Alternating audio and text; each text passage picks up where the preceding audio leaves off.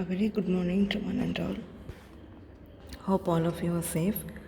So now we shall continue with the topics. We've completed chemistry of amino acids and chemistry of proteins. So today we shall see about the metabolism of proteins. So after taking in through proteins, what happens to protein? So what is the purpose of taking it? So it has to be metabolized. So today we shall deal with that. அனைவருக்கும் இனிய காலை வணக்கங்கள். எல்லோரும் நல்லா இருப்பீங்கன்னு சேஃபாக இருக்கீங்கன்னு நினைக்கிறேன். எல்லா ரூல்ஸும் ஃபாலோ பண்ணுங்கள். எல்லாம் நம்ம நல்லதுக்கு தான் சொல்கிறாங்க. ஸோ ஆல் ஆஃப் யூ எல்லோரும் பத்திரமா இருங்க, சேஃபாக இருங்க. ஸோ நம்ம கிளாஸில் வந்து இப்போ லாஸ்ட் கிளாஸில் வந்து நம்ம அமினோ ஆசிட்ஸும் ப்ரோட்டீன்ஸும் பார்த்தோம். இப்போ இந்த அமினோ ஆசிட்ஸும் ப்ரோட்டீன்ஸ் அடுத்து என்ன ஆக போகுது அப்படிங்கிறத வந்து இன்றைக்கி பார்க்க போகிறோம். மெட்டபாலிசம் ஆஃப் ப்ரோட்டீன்ஸ் தான் digestion and absorption. So digestion, the enzymes that help in the digestion of the protein, they called as proteolytic enzymes. So proteo means protein, lysis is breakdown. So they cause the breakdown of protein, so they are called as proteolytic enzymes. They cause the breakdown of protein by breaking the peptide bonds between the amino acids, so they are also called as peptidases. Okay, so peptidases because they break the peptide bond between the amino acids. So polypeptides, the protein is a polypeptide made up of a sequence of amino acids which are interlinked by peptide bonds. That is the definition of protein. That is the primary structure of protein. So the enzymes are secreted mainly in the gastric juice, in the pancreatic juice, and also present in the intestinal mucosa, and they help in the digestion of the protein, hydrolyze the protein molecule. So there are two different classes. So one is exopeptidases, the other one is the endopeptidases. So exopeptidases will cleave the bond, the peptide bond that is present. So both will cleave only the peptide bond. So only peptide bond is present in a protein, isn't it? So they'll cleave the peptide bonds. Exo will outside. Exo means outside, endo means inside. So exo examples are carboxypeptidase and aminopeptidases. So enzymes will end with ASC. So carboxypeptidases if they act on the carboxy terminus, and aminopeptidases if they act on the amino terminus of the polypeptide chain. That is a protein molecule. So exopeptidases will break the terminal bonds. They will be present in the terminal amino acids that will break the peptide bond, that will release the amino acid. Okay, so that will release the amino acid. Okay, that is the work of the exopeptidase. And then you have endopeptidases. Endo means inside. So already we've seen proteins are three-dimensional structures. So they have in deep inside they have the amino acids. Many amino acids are there. So those peptide bonds must be broken with the help of endopeptidases. Example: pepsin, trypsin, chymotrypsin, and entropeptidase enzyme, which will cleave the bonds, peptide bonds that are present in the interior of the protein molecule. So digestion பார்த்தோன்னா enzymes வந்து digestion பண்ணுற enzymes name வந்து ப்ரோட்டியோலைட்டிக்னு சொல்கிறோம். ஏன்னா லைசஸ்னால் break down, ப்ரோட்டியோனா proteins. அப்புறம் ப்ரோட்டீனை break down பண்ணுறதுனால அந்த enzymes பேர் வந்து ப்ரோட்டியோலைட்டிக் என்சைம்ஸ். இல்லைனா பெப்டிடேசஸ். எப்படி வந்து ப்ரோட்டீனை பிரேக் டவுன் பண்ணுறது? அமினோ ஆசிட்ஸாக அந்த ரெண்டு அமினோ ஆசிட் நடுவில் இருக்க பெப்டைட் பாண்டை வந்து உடச்சிட்டு தான் அது வந்து அமினோ ஆசிட் வந்து ரிலீஸ் பண்ணுது இல்லையா? அப்போ அது வந்து பெப்டிடேசஸ் இன்னொன்று நம்ம கார்பாக்சி பெப்டிடேசஸ் சொல்லலாம், நம்ம ப்ரோட்டியோலைட்டிக் என்சைம்ஸு சொல்லலாம், இல்லை பெப்டிடேசஸ் சொல்லலாம். அந்த குரூப் ஆஃப் என்சைம்ஸ். அப்போ ரெண்டு கிளாஸஸ் இருக்குது. ஒன்று வந்து எக்ஸோபெப்டிடேசஸ் இருக்கும், இன்னொன்று வந்து எண்டோபெப்டிடேஸ். எக்ஸோனா வெளியே இருக்க அந்த பெப்டைட் பாண்டை பிரேக் பண்ணோம். அதுக்கு எக்ஸாம்பிள் வந்து கார்பாக்சி பெப்டிடேஸ், அமினோபெப்டிடேஸ். அப்போ அந்த எண்டில் இருக்கும் கார்பாக்சி டெர்மினஸ் எண்டில் இருந்தால் கார்பாக்சி பெப்டிடேஸ், அமினோ டெர்மினல் இருந்தால் அமினோ பெப்டிடேஸ். அப்போ அந்த ரெண்டு எண்ட்லேயும் அந்த ப்ரோட்டீனில் பாலிபெப்டைட் செயினில் வந்து ரெண்டு எண்ட்லேயும் அந்த என்சைம் இருக்கும். அது வந்து அந்த பெப்டைட் பாண்டை பிரேக் பண்ணிவிட்டு அமினோ ஆசிட் வந்து ரிலீஸ் பண்ணும். அடுத்து ரெண்டாவது கிளாஸ் ஆஃப் என்சைம்ஸ் வந்து எண்டோபெப்டிடேஸ். எண்டோபெப்டிடேஸ்னால் உள்ளே இருக்கும் இல்லையா? அந்த ப்ரோட்டீன் மாலிக்யூலுக்கு உள்ளே நிறையா இருக்கும். அந்த உள்ளே இருக்க அந்த பெப்டைட் பாண்ட்ஸ் எல்லாத்தையும் பிரேக் பண்ணுறது வந்து எண்டோபெப்டிடேஸோட ஃபங்க்ஷன். அதுக்கு எக்ஸாம்பிள் வந்து பெப்சின், ட்ரிப்சின், என்ட்ரோபெப்டிடேஸ், கைமோட்ரிப்சின், இது எல்லாமும் உள்ளே இருக்க பாண்டை வந்து பிரேக் பண்ணும். So next, digestion in the stomach. So after breaking the bond, so you'll have few amino acids, because the terminal amino acids will be as amino acids only. They'll be broken as amino acids, but remaining inside you'll have like a small bit of 7 amino acids. So they are called as polypeptides. So 8 amino acids. So next they must be further broken down to form amino acids. So finally they all must be converted to amino acids. Only that it can be easily taken up by the tissues for further metabolic process. Is it clear? So the polypeptides are acted upon by trypsin, chymotrypsin to form peptides and amino acids. Same way carboxypeptidase and aminopeptidase to form the amino acids. And finally you'll have 4 amino acids, 3 amino acids left out. So the peptide bond should be broken with the help of dipeptidases and tripeptidases. So finally, as a result of the process of digestion, you have amino acids that are left over. So these amino acids are taken up for further metabolic pathway. So ஸ்டமக்கில் பார்த்தோன்னா அந்த இதில் இந்த ரெண்டு amino acid நம்ம எக்ஸோபெப்டிடேஸ், எண்டோபெப்டிடேஸ் பார்த்தோம் இல்லையா? இப்போ அது எங்கெல்லாம் இருக்குது? கேஸ்ட்ரிக் ஜூஸ், பேங்க்ராட்டிக் ஜூஸ் எல்லாருமே இன்டெஸ்டைன் மியூக்கோசால் இருக்குது. இப்போ அது வந்து என்ன ஆகுனா, அது வந்து ரெண்டுமே வந்து இந்த டெர்மினல் எல்லா பெப்டைட் பாண்ட்ஸும் பிரேக் பண்ணும். எக்ஸோபெப்டிடேஸ் வந்து வெளியே இருக்க பெப்டைட் பாண்ட்ஸ், கார்பாக்சி டெர்மினஸ்லேயும். அப்போ அது பிரேக் பண்ணுறப்ப என்ன ஆகும்? அதுக்கு கடைசியாக இருக்க அமினோ ஆசிட் வந்து அமினோ ஆசிடாக வந்துடும். ஆனால் மீதி எல்லாமே அப்படியே இருக்கும். ஒரு 6 அமினோ ஆசிட், ஒரு 8 அமினோ ஆசிட். அப்போ அதுக்கு வந்து என்னென்ன என்சைம்னா பாலிபெப்டைட்ஸ் வந்து ட்ரிப்சின் கைமோட்ரிப்சின் பெப்டைட்ஸும் அமினோ ஆசிட்ஸாக மாற்றும். கார்பாக்சிபெப்டைடேஸ் வந்து பெப்டைட்ஸை வந்து அமினோ ஆசிட்ஸாக கன்வெர்ட் பண்ணும். அதே மாதிரி அமினோபெப்டைடேஸ், டைபெப்டைட், மீதி வந்து 4 அமினோ ஆசிட், ஒரு 3 அமினோ ஆசிட் அப்படி இருக்கும். அப்போ அது ரெண்டு இருக்கு வந்து டைபெப்டைடேஸ், ட்ரைபெப்டைடேஸ், அந்த என்சைம்ஸ் வந்து பாண்டை பிரேக் பண்ணி ஃபைனலாக அந்த ப்ரோட்டீன் மாலிக்யூல் ஃபுல்லும் எல்லாமே அமினோ ஆசிட்ஸாக அப்படியே ரிலீஸ் பண்ணிடும். அதுதான் இப்போ ஃபைனலாக நமக்கு என்ன கிடைக்குதுன்னா அமினோ ஆசிட்ஸ் கிடைக்குது. அடுத்து இந்த அமினோ ஆசிடாக மாறினா தான் அது ஈஸியாக வந்து டிஷ்யூஸ் எடுத்துக்கிட்டு அடுத்த ஸ்டெப்புக்கு போக முடியும். ஓகேவா?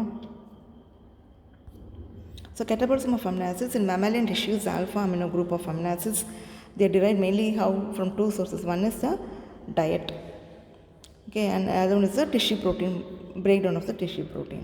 So ultimately they converted to urea and excreted in the urine. So various processes are involved. So first one is transamination, that is transfer of the amino group, followed by oxidative. So all amino acids undergo transamination, then oxidative deamination. So transamination is only transfer of amino group, whereas deamination is removal of the group. Okay, you should know the difference, transfer and removal.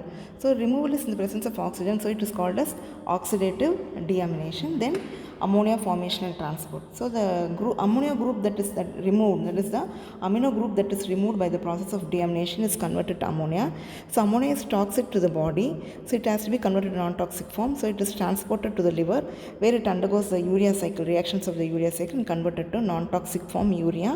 And urea is then taken to the kidney, where it is excreted in the urine. Okay, this is the outline of catabolism of amino acids. அப்போ catabolism அந்த amino acids அதுக்கப்புறம் என்ன ஆகுதுன்னா, நம்ம உடம்புல alpha amino acids தான் இருக்குது. ஏற்கனவே நம்ம பார்த்துருக்கோம். சுகர்ஸ் வந்து டி ஃபார்ம் இருக்குது, அமினோ ஆசிட்ஸ் வந்து ஆல்ஃபா ஃபார்ம் இருக்குது. அப்போ அது எல்லாமே நம்ம எங்கேருந்து அமினோ ஆசிட்ஸ் கிடைக்குதுன்னா, அந்த டிஷ்யூ, நம்ம உடம்புல இருக்க டிஷ்யூ எல்லாத்துலேயுமே ப்ரோட்டீன்ஸ் இருக்குது.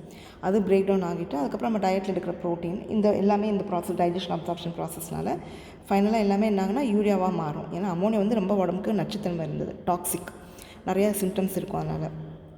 அதனால் இமீடியட்டாக அமோனியா வந்து ரிமூவ் பண்ணணும். அப்போ எல்லா அமினோ ஆசிட்ஸும் பிரேக் டவுன் ஆனதுக்கப்புறம் என்னென்னா, இந்த 4 ப்ராசஸ் நடக்கணும். ஃபஸ்ட்டு டிரான்சாமினேஷன்னா transfer of amino group transfer ஆகும், ரிமூவ் ஆகாது, ட்ரான்ஸ்ஃபர் ஆகும். அடுத்த ஸ்டெப்பில் அந்த ட்ரான்ஸ்ஃபர் ஆன அமினோ குரூப் வந்து ரிமூவ் ஆகும், அதுதான் டிஅமினேஷன்.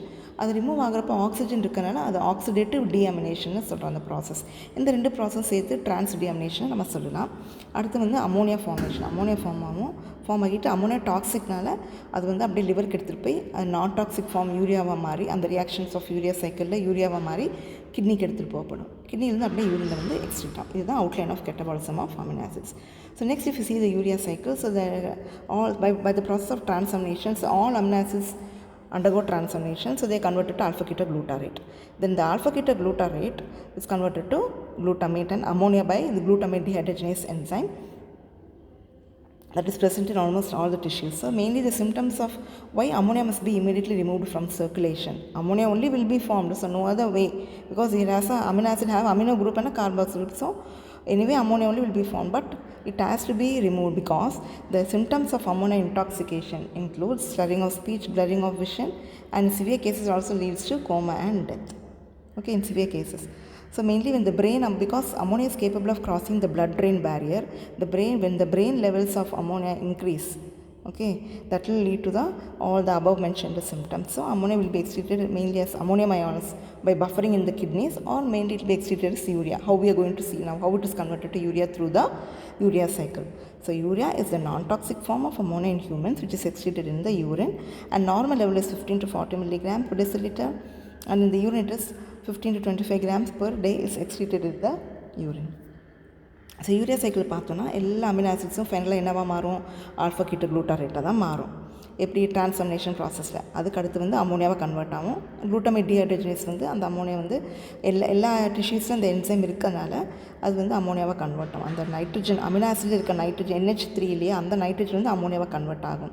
அந்த அமோனியா வந்து நம்ம உடம்புக்கு ரொம்ப நச்சுத்தன்மை இருக்கிறனால என்ன ஆகுனா, அந்த இதை சரியாக பார்வை தெரியாது, சரியாக பேச வராது அவங்களுக்கு, எப்போது அந்த பிளட் பிரெயின் பேரியரை க்ராஸ் பண்ணும். ஏன்னா அமோனியாவுக்கு வந்து அந்த கேப்பபிலிட்டி இருக்குது, அந்த கெப்பாசிட்டி இருக்குது, பிளட் பிரெயின் பேரியரை க்ராஸ் பண்ணும். அப்போ வந்து பிரெயினில் வந்து அமோனியா லெவல் இன்க்ரீஸ் ஆனால் இந்த சிம்டம்ஸ்லாம் வரும். ரொம்ப சிவியர், ரொம்ப அமோனியா லெவல் அதிகமாச்சு அப்படின்னா என்ன ஆகும்னா அது வந்து கோமாக்கு போயிடும். ஃபைனலாக அந்த பர்சன் வந்து இறந்தே போயிடுவாங்க. அப்போ வந்து ரொம்ப ரொம்ப இம்பார்ட்டண்ட். அமோனியா ஃபார்ம் ஆகும், வேறு ஒன்றும் பண்ண முடியாது. ஏன்னா அமினோ ஆசிட் தான் இருக்குது, அதனால் அமோனியா ஃபார்ம் ஆகும். ஆனால் வந்து இமீடியட்டாக அமோனியா வந்து லிவருக்கு எடுத்துகிட்டு போய் அங்கேருந்து நான் டாக்ஸிக் ஃபார்ம், நச்சுத்தன்மை இல்லாத யூரியாவாக கன்வெர்ட் ஆகி அங்கேருந்து அப்படியே கிட்னிக்கு எடுத்துகிட்டு போய் it's excreted in the urine. அப்போ யூரியானா என்ன? நான் toxic form of ammonia in ஹியூமன்ஸில் excreted in the urine. Urine excrete ஆகுது. நார்மல் வந்து 15 to 40 milligram per deciliter. Urine வந்து 15 to 25 grams வந்து per dayக்கு excrete ஆகுது. Other name is Krebs-Henstedt cycle because it is integrated with Krebs cycle. Henstedt cycle is urea cycle as such, but it is integrated by a product fumarate which is formed, which we will see later. So it is called as Krebs-Henstedt cycle because Krebs cycle is other name for TCA cycle. So both TCA cycle and Urea cycle are interconnected together. So it is called as Krebs-Henstedt cycle. So mainly the site where it takes place is the liver contains the enzyme arginase, which will break down, which will hydrolyze to form ornithine and urea. So mainly urea should be formed. So the reaction takes place in the cytosol as well as mitochondria of the liver cells. Okay. So what is the significance of this pathway? Major significance is it removes the toxicity of ammonia. So it causes the toxicity of ammonia, detoxification of ammonia. And second importance is that it helps in the biosynthesis of arginine. So the new amino acid arginine biosynthesis occurs in the urea cycle. So next, Transamination reactions. So all the amino acids, whatever amino acids are derived from dietary protein or from the tissue protein breakdown, have to be enter into the first step, transamination, followed by oxidative deamination.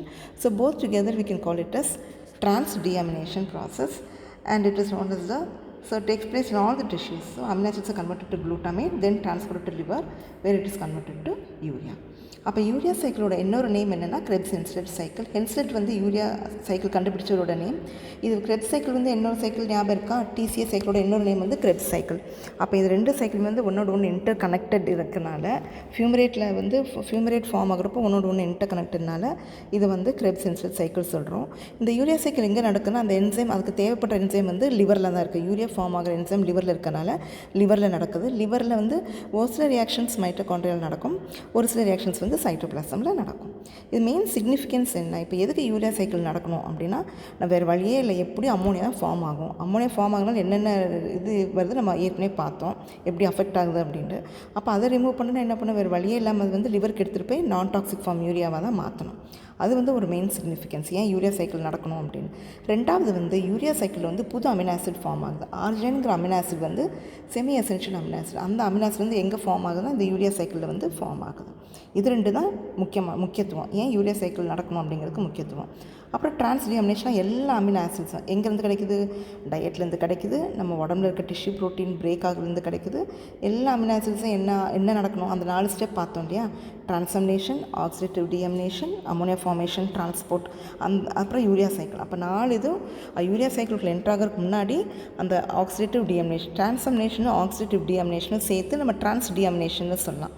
அப்போ எல்லாமே alpha keto குளூட்டாரேட்டாக convert ஆகும். அதுக்கப்புறம் குளூட்டமேட்டாக convert ஆகிட்டு அந்த குளூட்டமேட்டில் இருக்க nitrogen வந்து அமோனியாவாக மாறும். Ammonia வந்து லிவருக்கு எடுத்துகிட்டு போயிட்டு அங்கே அந்த யூரியா சைக்கிள் நடக்கும். யூரியா சைக்கிள் நடந்து ஃபைனலாக யூரியாவாக கன்வெர்ட் ஆகிட்டு கிட்னிக்கு எடுத்துகிட்டு போய் அங்கேருந்து அப்படியே யூரினில் எக்ஸ்க்ரீட் ஆகிடும். So this is the trans-deamination process. Amino acid is converted to alpha ketoglutarate. Enzyme is aminotransferase because it transfers the amino group, and then it's converted to glutamate. By deamination it's converted to glutamate. The glutamate serves as a funnel. So all the amino acids which are derived from the breakdown, so all the amino acids will just get deposited in like how it is deposited in a funnel. Okay, will come and get deposited in the will be converted will be in the presence of glutamate, in the form of glutamate. So all the amino acids will be finally in the form of glutamate, which will then undergo deamination with the help of the glutamate dehydrogenase enzyme to form ammonia. So the nitrogen present in the glutamate is in the form of ammonia, which is then transferred to the liver for urea cycle. இப்போ டிரான்ஸ்டியாமினேஷன் பார்த்தா first டிரான்சாமினேஷன் எல்லா amino ஆசிடும் alpha keto குளூட்டாரேட்டாக மாறுது. Enzyme வந்து amino transferase enzyme. அடுத்து அந்த alpha keto குளூட்டாரேட் வந்து குளூட்டமேட்டாக மாறுது. அப்போ எல்லா அமினோ ஆசிட் என்ன ஆகுது? குளூட்டமேட்டாக மாறுறப்போ குளூட்டமேட் ஒரு ஃபனல் மாதிரி இருக்குது. எல்லா அமினோ ஆசிடும் அங்கே வந்து அப்படியே தேங்கி நிற்குது. ஃபனல்லாம் நம்ம ஊற்றுவோம் இல்லையா ஏதாவது, அப்போ அது அப்படியே ப்ரிசிபிடேட் ஆகிருக்கு. அப்போ வந்து என்ன ஆகும், அது வந்து டீஎமினேஷன் ஆகும். டீஎமினேஷன் ஆகிற எல்லா அமினோ ஆசிடும் ஃபைனலாக எதுவாக மாறுது, குளூட்டமேட்டாக இருக்குது. குளூட்டமேட்டில் இருக்க நைட்ரஜன் அமினோ குரூப், குளூட்டமேட் ஒரு அமினோ ஆசிட் இல்லையா, அப்போ அதில் அமினோ குரூப் இருக்கும். அதில் இருக்க நைட்ரஜன் வந்து எப்படி எந்த இதுவாக மாறுதுன்னா அமோனியாவாக மாறுது பை குளூட்டமேட் டிஹைட்ரஜனேஸ் என்சைம். அது வந்து அப்படியே அமோனியாவாக மாறிட்டு அது வந்து லிவருக்கு எடுத்துகிட்டு போய் யூரியா சைக்கிள் வந்து நடக்கும். அதை நெக்ஸ்ட் ஸ்டெப்பில் பார்ப்போம். So this is the urea cycle as such. So as I told you, first two reaction take place in the mitochondria. So first reaction is condensation, ammonium with carbon dioxide derived from mitochondrial respiration. And the product formed is carbamyl phosphate, which is given yellow color in the box. And the enzyme is CPS, carbamyl phosphate synthase. Because it forms carbamyl phosphate, the enzyme is called carbamyl phosphate synthase enzyme. This is the rate limiting step. So this step only will control the whole reaction, the whole urea cycle, and it will tell, okay, this much amount of product is formed, urea is formed, so now the reaction can stop. Okay, so second step, it will convert to ornithine. So it will transfer the carbamyl group to ornithine. The enzyme is ornithine transcarbamylase and form citrulline. Next, citrulline will enter from the mitochondria into the cytosol. So first reaction takes place in the formation of citrulline, that is first formation of carbamyl phosphate, and formation of citrulline takes place in the mitochondria. Next, from the mitochondria, citrulline comes to cytosol, where aspartate donates nitrogen. You can see here aspartate will donate nitrogen.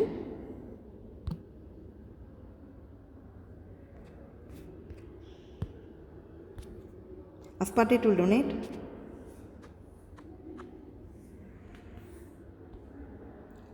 will donate nitrogen, and that will form the arginosuccinate. So next is arginosuccinate lyase. Arginosuccinate will be cleaved to form fumarate and arginine. Fumarate will enter into the TCA cycle. So this is the place where it is integrated with the TCA cycle. Fumarate is one of the byproduct of TCA cycle. Okay. So next, arginine will be cleaved, broken down, okay, into ornithine and urea. Okay, now this ammonium which entered into the mitochondria is now as urea.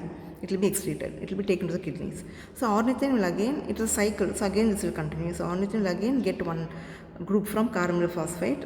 So one more ammonia will come. So in this way, one by one ammonia will come, get converted to carbamyl phosphate, citrulline, then enter into TCA cycle, urea cycle, and finally it will be converted to urea, and all the ammonia will be removed in the form of urea and taken to the kidney for excretion.